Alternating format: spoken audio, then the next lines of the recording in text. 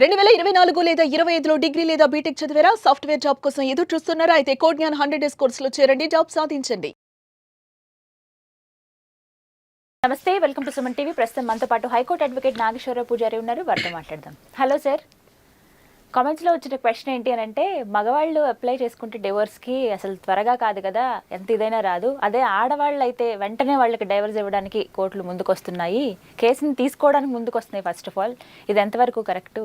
ఆడవాళ్ళకే చట్టాలన్నీ అనుకూలంగా ఉంటాయా, మగవాళ్ళకు ఉండవా అని ఒక క్వశ్చన్ వచ్చింది సార్. ఏం చెప్తారు? ఈ విషయాన్ని నేను చాలా సందర్భాలలో చాలా వేదికల మీద చాలా స్పష్టంగా చెప్పడం కూడా జరిగింది.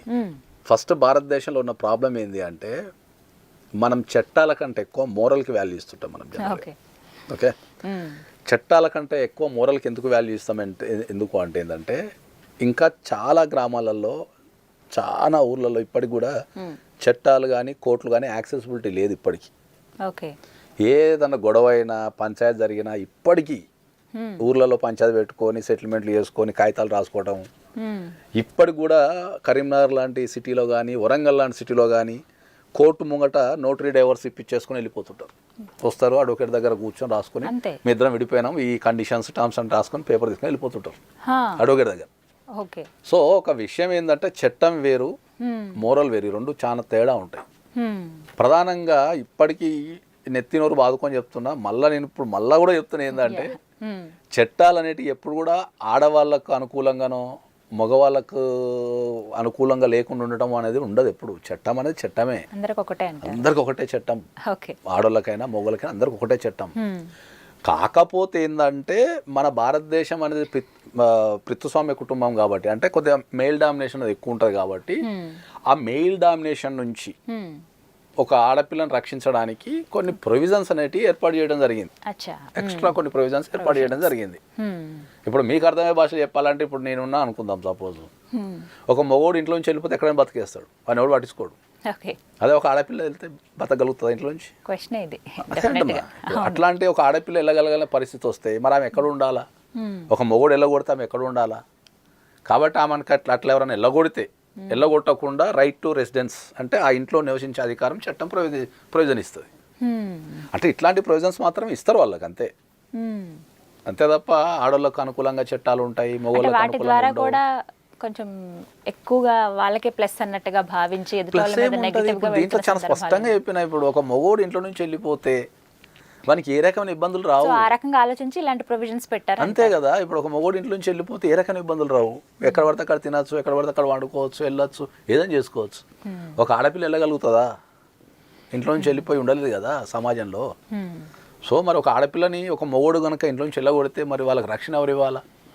సో ఆ రక్షణ అయినా రైట్ టు రెసిడెన్స్ అంటాం. అంటే నన్ను ఇంట్లో నుంచి వెళ్ళగొట్టే అధికారం నీకు లేదురా నాయన, నీ ఇంట్లో ఉంటా అనేది ఒక ప్రొవిజన్, అంతే.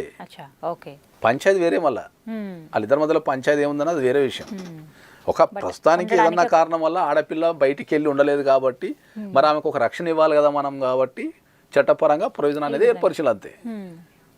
చట్టం వేరే. మళ్ళీ మరి ఇక్కడ వ్యూయర్ అడుగుతున్న పాయింట్లో చూసుకుంటే డైవర్స్ విషయానికి వస్తే మీకు ఎన్నో సందర్భాలలో ఎన్నో వేదికల మీద నాకు తెలిసి మీతో కూడా ఇప్పటికి 2-3 సార్లు మాట్లాడి ఉండొచ్చు దానిపైన. నేను డైవర్స్ విషయానికి వస్తే ఆడ మొగ అంటూ తేడా ఏముండదు. చట్టంలో కూడా ఎక్కడ కూడా ఆడ మొగ డైవర్స్ అనేది ఎక్కడ రాయలేదు. స్పౌజ్ అనే పదమే ఉపయోగించారు. అది భార్య కావచ్చు, భర్త కావచ్చు, ఎవరైనా కావచ్చు. మా దగ్గరికి వచ్చిన చాలా మంది అడిగే క్వశ్చన్ ఇదే అడుగుతుంటారు, సార్ మగవాళ్ళు అప్లై చేసుకుంటే డైవర్స్ రాదంట కదా సార్ అంటారు. లేకపోతే మగవాళ్ళు ముందు అప్లై చేసుకోవద్దు కదా సార్ అంటారు. లేకపోతే మగవాళ్ళు అప్లై చేసుకుంటే భరణం ఇవ్వాలంట కదా సార్ అంటారు. ఓకే, లేకపోతే మగవాళ్ళు అప్లై చేసుకుంటే ఆమె ఒప్పుకుంటేనే డైవర్స్ వస్తుంది కదా అంటారు. ఇప్పుడు అక్కడ డైవర్స్ అనే పదం ఏంది జనరల్గా?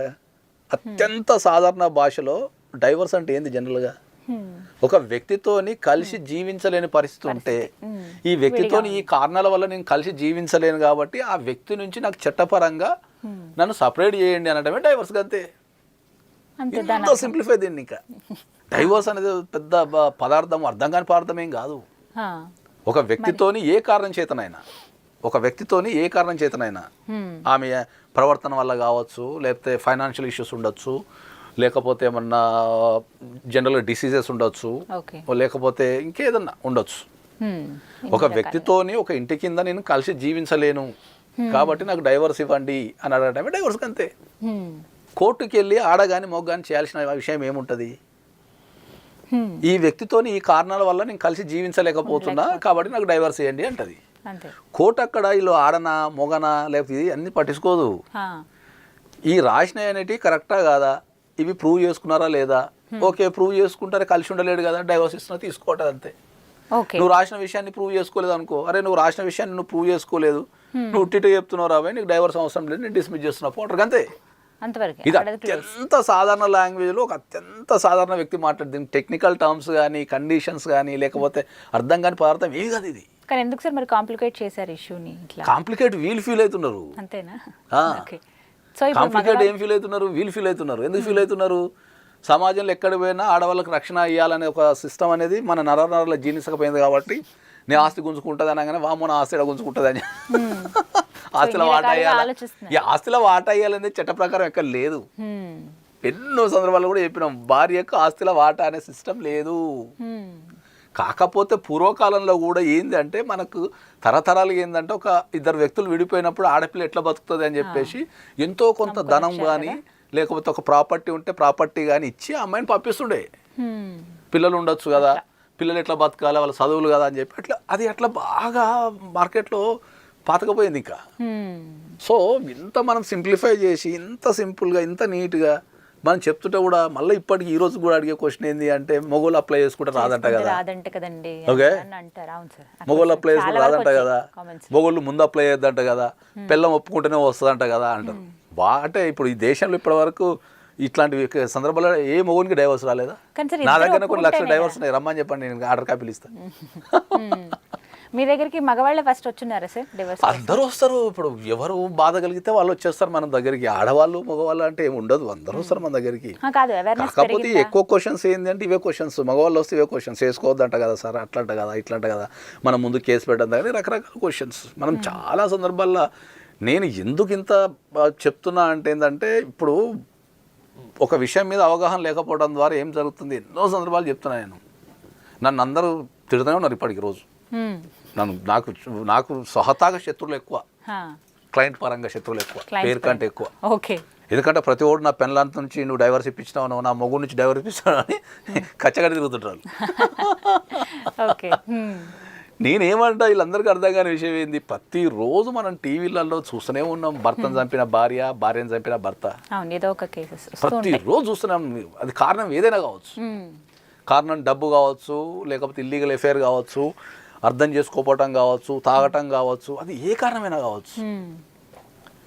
నేనైతే ఒక 10 సంవత్సరాల క్రితం ఇంట్లో ఎప్పుడు మర్డర్ చూడలే, నేను ఓపెన్గా చెప్తున్నాను. 10 సంవత్సరాల క్రితం ఇంట్లో మర్డర్ చేసిన కల్చర్ లేదు అసలు, ఎక్కడ విన్నా లేదు. అసలు ఇంట్లో ఒక తెలిసిన వ్యక్తిని చంపడం అనేది లేదు ఎప్పుడు. కానీ ఇప్పుడు దారుణం. అప్పుడు ఏమైనా చంపడం అంటే ఏంది, ఆస్తి పంచాయతీలు, బయట వాళ్ళతో ఆస్తి పంచాయతీలు ఉండి, లేకపోతే ఏమన్నా రాజకీయ కక్షలు ఉండి, లేకపోతే సిద్ధాంతపరమైన కక్షలు ఉండి వ్యక్తిని చంపుకుంటుండే. ఇప్పుడు పక్కోడు నచ్చిండానో, లేకపోతే ఇటు తిరుగుతున్నావానో, లేకపోతే పైసలు ఇస్తాను లేడానో, తాగుతుండానో వాటికి చంపేస్తున్నారు. పిల్లల జీవితాలు ఎట్లా ఖరాబ్ అయిపోతాయి. రీసెంట్గా నాకు తెలిసి వైజాగ్లో కానిస్టేబుల్ చంపినట్టు అమ్మాయి. ఓకే, రీజన్ ఏందో నాకు తెలియదు, జనరల్ చెప్తున్నా. ఇప్పుడు ఒక భర్తని కానిస్టేబుల్ వల్ల మంచి గవర్నమెంట్ జాబు, మంచి జీవితం. నేను ఏమంటే ఇప్పుడు చంపింది అమ్మాయి, సరే చంపి ఏం చేస్తుంది, ఇప్పుడు జీవితాంతం జైలు ఉండాల్సిందే కదా తన పరిస్థితి. మరి ఆ చంపే బదులు డైరెక్ట్ వచ్చి కోర్టులో డైవర్స్ వేసుకొని నాకు మొగుడు నచ్చలే నేను కలిసి ఉండాలంటే కథమైపోతుంది. The court will decide the issue. ఓ సంవత్సరం కొట్లాడుతావు, 2 సంవత్సరాలు కొట్లాడుతావు, ఓ 3 సంవత్సరాలు కొట్లాడుతావు, తర్వాత విడిపోతావు. జీవితాంతంతో మళ్ళీ సుఖంగా ఒక నచ్చిన వ్యక్తితోనో ఒంటరిగానో గడిపేస్తావు కదా. అది ఆలోచించట్లేదు ఎవరు. ఎందుకు ఆవేశపడుతున్నారు మీరు? ఒక రిలేషన్షిప్లో ఎందుకు ఆవేశపడుతున్నారు మీరు? అది నేను చెప్పేది. ఇది అర్థం చేసుకోకుండా ఏం చేస్తారు, నన్ను తిడుతుంటారు రోజు. నువ్వు డైవర్స్ ఇప్పించి సమాజాన్ని జడగొడుతున్నావు అని తిడుతుంటారు. నాకు ఒక వైపు నుంచి బ్రాడ్ సెన్స్లో ఏమనిపిస్తుంటుంది, అరే వీళ్ళు కొట్లాడుకొని, ఇంట్లో కొట్లాడుకొని, స్ట్రెస్ తీసుకొని, రోగాలు పెంచుకొని, కెరియర్ ఖరాబ్ చేసుకొని, పిల్లల జీవితాన్ని ఖరాబ్ చేసి, ఇంటిల్ని పాదిని ఖరాబ్ చేయటం ఎందుకు? ఎవరికి నచ్చినట్టు వాళ్ళు బతకచ్చు కదా అనేది నా సిద్ధాంతం. ఇది ప్రాబ్లం. అందుకే ఎండింగ్లో కూడా మళ్ళీ చెప్తున్నా ఏంటంటే ఈ వీడియోకి ఇది టైటిల్ పెట్టండి, చివరి దాకా చూడండి అని. రైట్. ఎండింగ్లో కూడా ఏం చెప్తున్నా ఏంటంటే మీరు డైవోర్స్ అప్లై చేసుకోవాలంటే ఆడ మగ తేడా ఏమీ ఉండదు, అందరికీ సమానమే, అందరూ ఒకటే. అందరికీ సమానమే ఉంటుంది చట్టము. Right sir. ఒక వ్యక్తితోని కలిసి జీవించలేను నేను అనుకున్నప్పుడు మీరు డైవోర్స్ అప్లై చేసుకోండి అంతే. గట్టిగా ఆలోచించండి, అరే ఈ వ్యక్తితో నేను జీవితాంతం బతకగలుగుతానా, ఈ వ్యక్తి నాకు సాయం చేయగలుగుతారా, అంటే సాయం అంటే వేరే సాయాలు కాదు, మనకు ప్రశాంతంగా ఉండగలుగుతామా అని చూసుకొని ఉండండి, లేకపోతే కూర్చొని ముచ్చబెట్టుకోండి, అప్పటికి నాకపోతే కోర్టుకు వచ్చి డైవర్స్ తీసుకోండి అంతే. ఆడవాళ్ళకంటూ ప్రత్యేక చట్టాలు ఉన్నా అవి డైవర్స్ ఎప్పుడు డామినేషన్ చేయవు. రైట్ సార్, థ్యాంక్ యూ అండి.